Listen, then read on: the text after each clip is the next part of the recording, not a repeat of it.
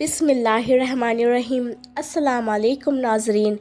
تہجد میں مانگی گئی دعاؤں پر اللہ کے راضی ہونے کی 3 نشانیاں۔ اکثر لوگوں کا ایک سوال آتا ہے کہ کیا اللہ واقعی تہجد سے معجزے کرتا ہے،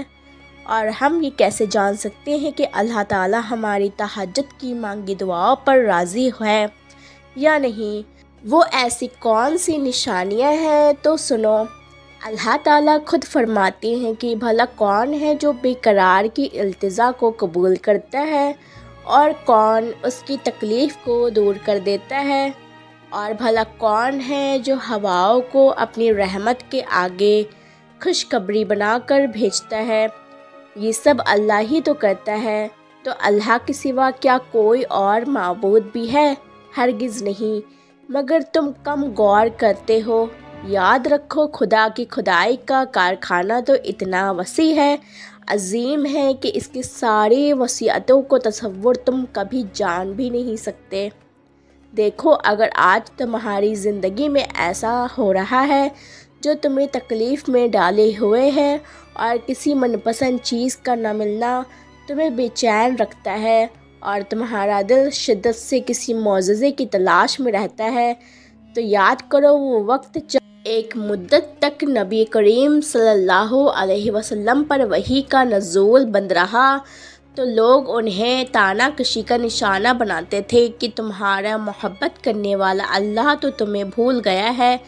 اس وقت آپ صلی اللہ علیہ وسلم پر اس قدر غم کی کیفیت طاری تھی کہ بعض اوقات آپ صلی اللہ علیہ وسلم پہاڑوں کی چوٹیوں پر چڑھ کر شدید غم سے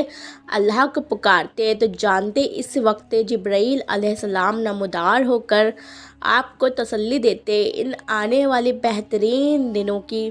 تو آپ صلی اللہ علیہ وسلم کے دل کو سکون سا آ جاتا، اور اس اضطراب کی کیفیت بھی ختم ہو جاتی تھی۔ تو اگر آج تمہاری زندگی کسی وجہ سے حبس زدہ ہو گئی، تو یاد رکھو کہ بہت جلد اللہ وہ باندے نصیب بھی ہمیشہ کے لیے سکون سے بھر دیں گی۔ اور جانتے ہیں، قبول دعا کا ایک طریقہ یہ بھی ہے کہ کبھی کبھی جو تم اللہ سے مانگتے ہو وہ صرف ایک قطرہ ہوتا ہے، یعنی ایک چھوٹی سی چیز جسے تم مانگتے ہو، جبکہ کچھ وقت میں ہی اللہ تعالیٰ تمہارے نصیب میں کوئی خاص چیز، کوئی بڑی حاجت تمہارا مقدر کرنے والا ہوتا ہے۔ اگر تم سمجھ نہیں پاتے، قرآن خود کہتا ہے کہ واقعہ یہ ہے کہ تمہارا رب غیر محسوس تدبیروں سے اپنی معصیت پوری کرتا ہے۔ بے شک وہ عالم بھی ہے اور حاکم بھی ہے، اور اگر تم یہ چاہتے ہو کہ اللہ تعالیٰ تمہاری تہجد میں مانگی دعاؤں کو قبول کر لے، تو اس سے پہلے ان 2 چیزوں کو ضرور جان لو۔ یاد رکھو، اللہ نے تمہارے بارے میں جو مشیت فرمائی ہے وہ دراصل یہ ہے کہ تمہیں انتخاب اور اختیار کی آزادی بخشی جائے، اور اپنی پسند کے مطابق راہوں پر چلنے رہنے کی قدرت دی جائے، تاکہ جو 2 راستے تمہارے سامنے خیر و شر کے ہیں، ان میں جن راہ کو بھی تم اپنے لیے پسند کرو اس پر چل سکو، تاکہ ہر ایک جو بھی کچھ بھی پائے اپنی کوشش کے نتیجوں پر ہی پائے۔ اللہ تعالیٰ خود فرماتا ہے کہ اللہ سے بڑا تمہارا کوئی خیر خواہ نہیں، وہ تو تمہاری بھلائی چاہتا ہے، اور یہ اس کی ہی مہربانی ہے کہ وہ تم کو ایسے کاموں سے منع کر رہا ہے جس میں تمہاری بربادی ہے۔ جانتے ہو، جو محبت اللہ کے حدوں کو توڑ کر کی جائے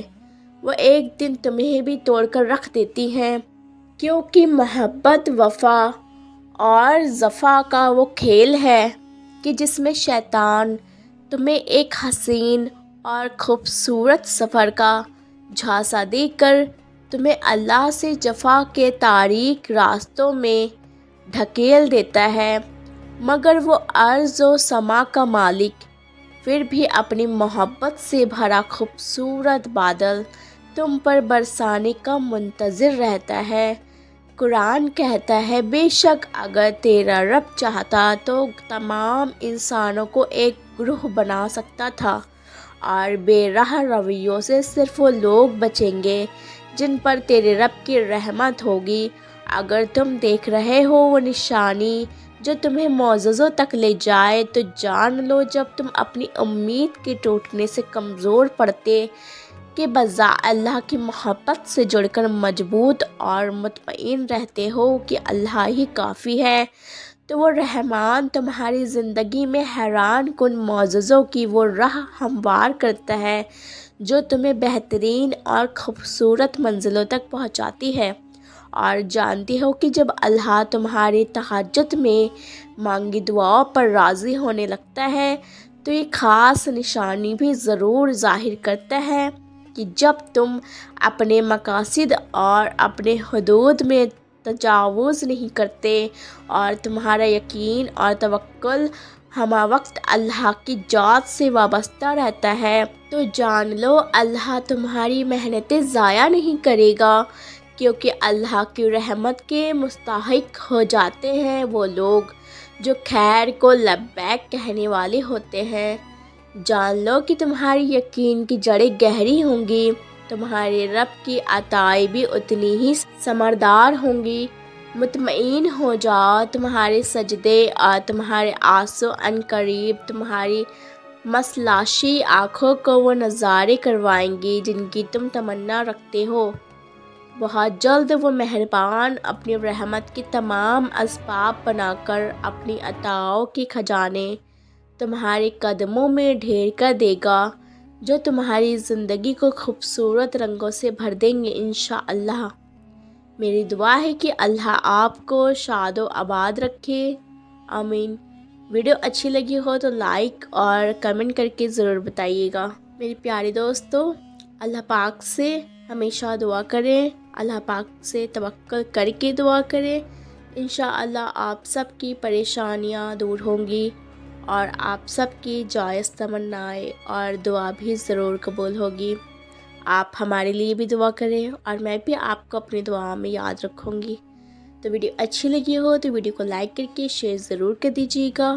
اور کامنٹ باکس میں ضرور بتائیے گا مجھے۔ چینل پر پہلی بار آئے ہیں تو سبسکرائب بھی ضرور کر دیجیے گا، اور امید کرتی ہوں کہ آپ کو میری ویڈیوز دیکھ کے تسلی اور آپ کے دل کو سکون اور اطمینان ملتا ہوگا۔ تو اگر آپ کو آپ کے دل کو سکون اور اطمینان ملتا ہے تو پلیز مجھے کامنٹ میں ضرور بتائیے گا۔ ملتے ہیں نیکسٹ ویڈیو میں اسی طرح کی اور ویڈیوز لے کے۔ جب تک کے لیے اپنا خیال رکھیے، دعاؤں میں یاد رکھیے اور سب کے لیے دعا کریے، کیونکہ جو دوسروں کے لیے دعا کرتے ہیں ان کے حق میں فرشتے دعا کرتے ہیں۔ تو اگر آپ چاہتے ہیں کہ آپ کے حق میں فرشتے دعا کریں تو آپ دوسروں کے لیے دعا کریے۔